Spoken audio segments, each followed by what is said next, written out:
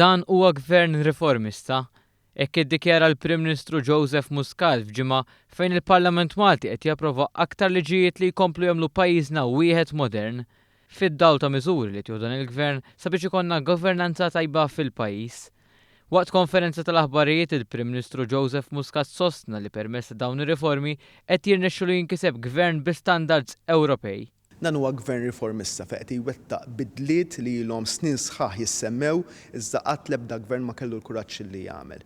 Bidliet fejn qegħdin nierħu mill-poter tal-gvern u ndaħlu aktar checks and balances.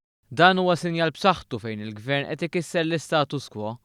F'Kastilja semmew il-liġi tal-istandards tal-persuni pubbliċi u l-awtonomija tal-Parlament. Dawn jinaqdu ma' liġijiet oħra bħal Whistleblower Act u l-liġi tal-finanzjament tal-partiti. Hemm ukoll il-bidla fil-ġudikatura.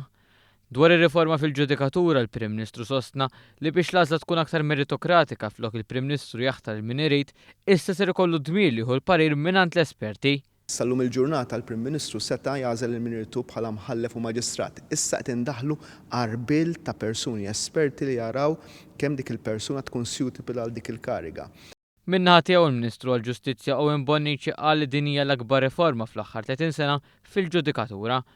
Huwa sostna li kienu l-ġudikanti stess li ħassew l-bżonn ta' dawn l-emendi. Id-Deputat Prim Ministru Lewis Greggs qal li permezz tal-liġi dwar l-istandards il-Gvern qed juri maturità u sens ta' governanza b'saħħitha.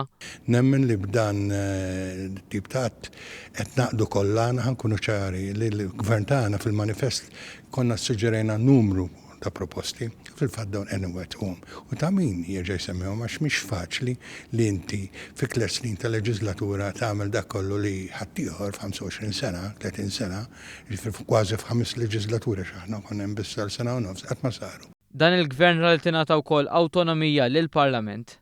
Apparti minn hekk l-erba' il-Gvern ser ikun qed jippreżenta emendi biex isir skrutinju fuq il-membri parlamentari.